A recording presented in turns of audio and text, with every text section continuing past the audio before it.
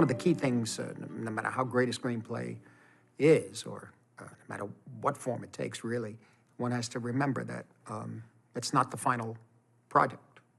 The final product is the film. So the screenplay is a step to get to the film. And a lot of things could happen between the two stages of development, so to speak. Terrific director, filmmaker named Alexander McKendrick said that scripts aren't written, they're rewritten.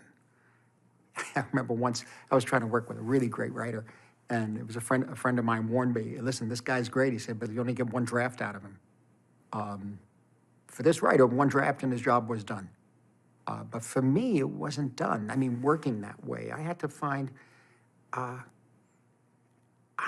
that for me, it's really just the beginning.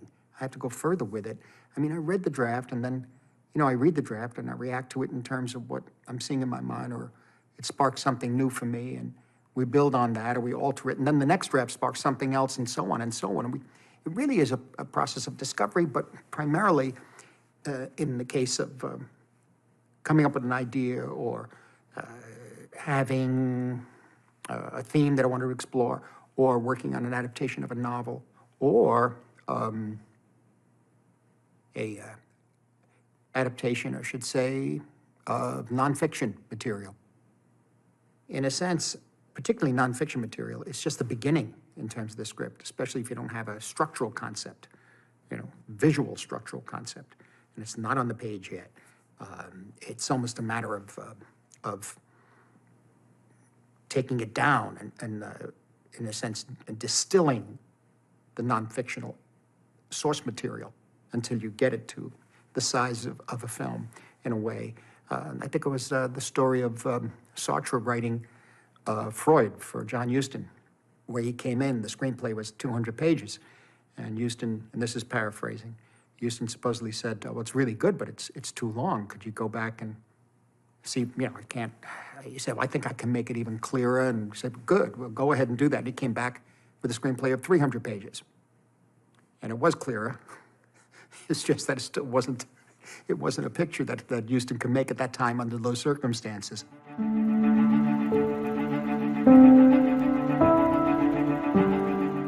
I love the richness of elements that we put into the film based on research. The rules of the world of the picture reveal themselves as you develop it. So your research into the way of life, or the period, or the particular customs and habits of a particular part of the world are going to be something that you must feel comfortable with, something that you can rely on, something that gives you the bedrock of the picture. But again, it's really important not to let the research lead you away from what sparked you making the film in the first place. When we were researching The Age of Innocence, Gangs of New York, and Silence, the research led us into many fascinating directions, and at times these directions could have threatened to overwhelm the entire picture. But again, you have to keep remembering, okay, this is fascinating and rich, but it's leading me away from what drew me and excited me. To take certain things to, let's say, in the case of Age of Innocence, which was fascinating because we were able to go into the story, discover the actual families that the families in the book were based upon, and then do some research to get a sense of the type of paintings they had in their houses, and then base our paintings on that, actual paintings. But again, we didn't lock ourselves into anything. This was an enjoyment of the process, in a way.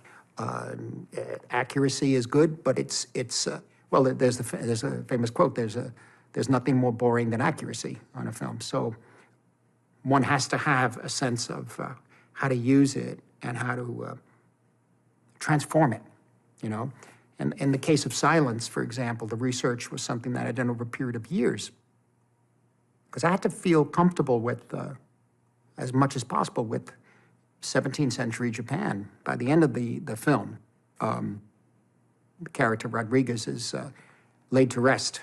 It's played by Andrew Garfield. And we had it worked out so that he's laid out in his wooden coffin, and his wife is allowed to see him for the last time, etc. And during the progress of the pre-production, we learned that it's a Buddhist ceremony, and he's not laid out. He's buried in a barrel, you see, which changed the look of the shot, of course, and also changed the staging of the film and the scene, because the way the wife had to move in and place the memento mori in his hands, the guards watching her, all of this changed. The whole tone changed. And I must say, what I mean by the tone is that even the tone on set changed. So that when we see the barrel and we see all the paraphernalia of the Buddhist ritual for the dead, this created kind of dictated the framing, dictated sound, and the movement of the actors. So it was a major change. It was like making a different film.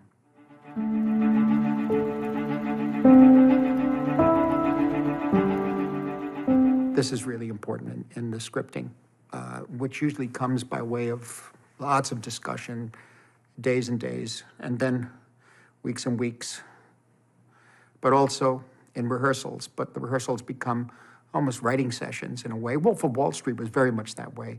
At times in the rehearsals of Wolf of Wall Street, I'd have to tell the actors to take it to a certain point, stop, and save it for the cameras, because I knew I'd be going there.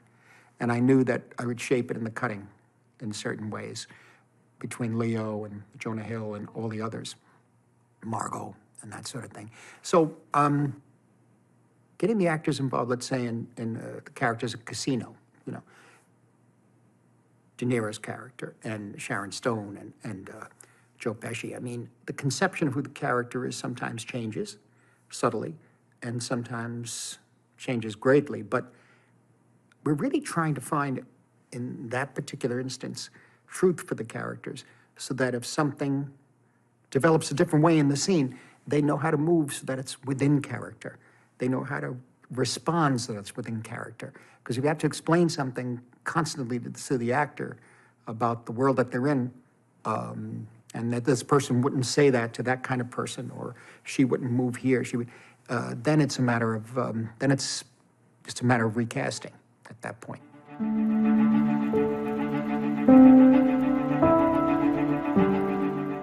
Taxi Driver was so strongly scripted that it allowed us to open up 2 or 3 scenes, not much, but 2 or 3 scenes.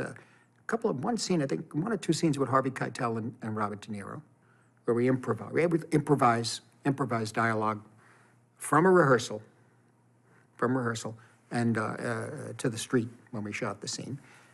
Some stuff was kind of reconstructed with Sybil Shepherd and Albert Brooks, but primarily the most exciting, if you call improvisation or happening, to use an old term, on camera was Robert De Niro in front of the mirror. And that was in the last week of shooting, and that's when we were overscheduled. And I knew that it's written in the script that he's practicing with these guns and this sort of thing, and devices in front of the mirror. And he's acting out this fantasy, but I wanted him to say something. I really didn't have much I could offer. We found ourselves sneaking the scene into the schedule, and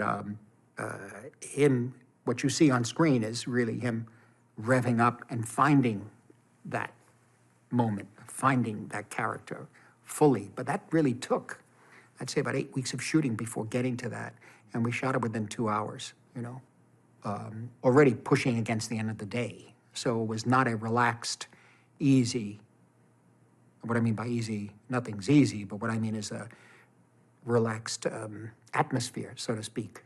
In fact, we had to lock the doors and keep the assistant director out because they kept pushing us to finish. And I kept saying, give me 5 minutes, 2 minutes. So, you know, but this allowed itself, I think, to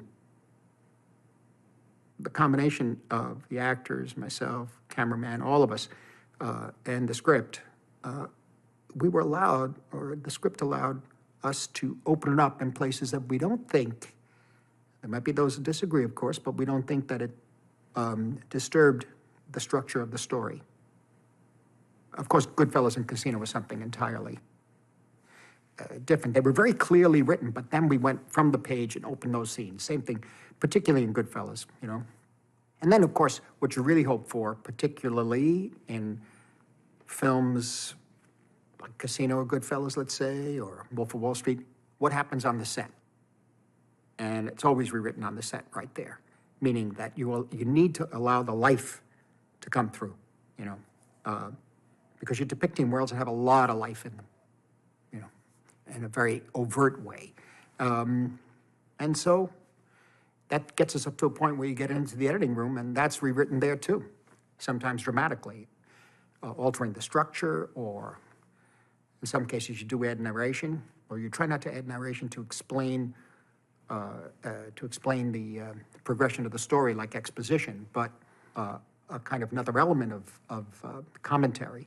Or you do something small but significant that changes the whole tone of the picture. So to a certain extent, you rewrite it, and you rewrite it again, and you rewrite it again, and then you rewrite it sometimes in the final mix, you know. And some people, well, we always find we take it even to the color correction at this point.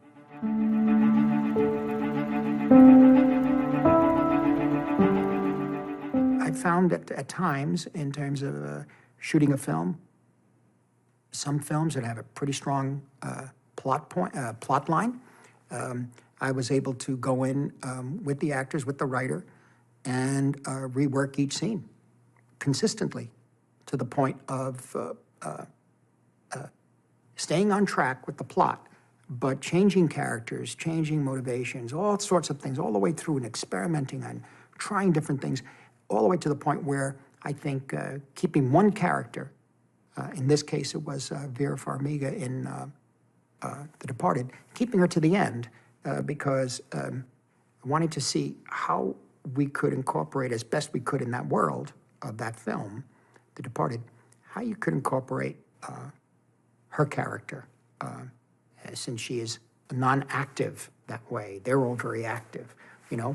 And so the same thing with Leo, we worked on with Bill Monahan and ourselves on the script, Matt Damon, Alec Baldwin, Mark Wahlberg, everybody basically, and Jack Nicholson, of course. And so all of this changed radically while we were shooting the film, you see.